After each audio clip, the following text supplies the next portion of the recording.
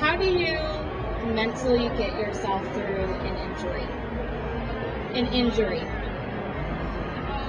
Depends. When you say mentally get yourself through an injury. I injured my back, and I'm having a hard time dealing with the fact that I have to modify. And because I can do all the stuff, it's just because of my back, it's limiting me, and mentally, it's screwing me up. I've had those kinds of things happen before where you're like, I used to be able to do handstand push-ups and now I can't even do a push-up on my hands and knees kind of thing. But the reality is that Oprah said this best, and it was such a good lesson. She's like, the universe speaks to you at first in whispers. And then if you don't listen, it flicks a little pebble at you.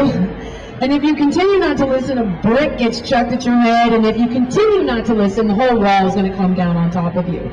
And the reality is that often when we sustain an injury, it sounds kind of silly and new age, but there's a lesson in the stillness. And I'm not asking you not to train, but it will require modification. It will require you to focus on other things that you can control, like diet.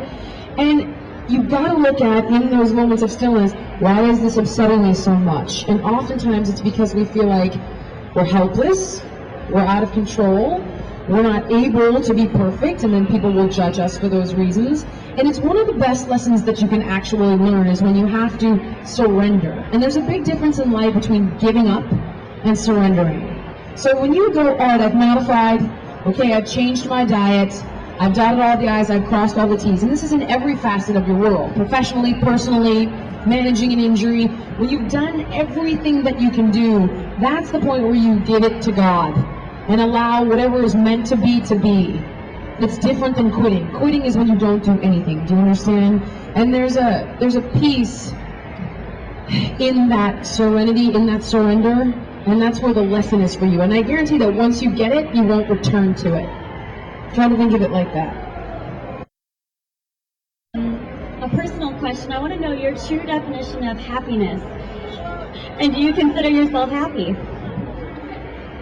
That's a good question. I think of happiness as I'm winning more than I'm losing, I'm laughing more than I'm crying, I'm doing things that I love, even if I'm failing at them, which happens a lot. And if I can get up every day and say, you know, most days out of the week, 5 days out of the week, I wake up and go, this is what I want to be doing. And of course, with anything, there's going to be work. There's going to be things you don't want to do.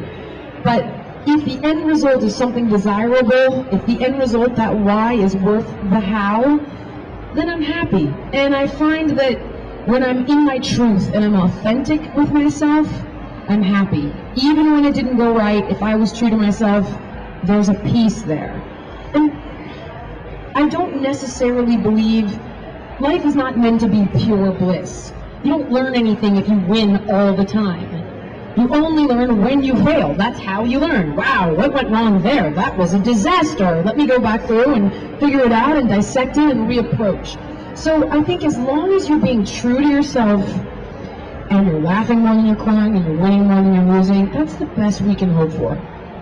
That's my best Deepak Chopra.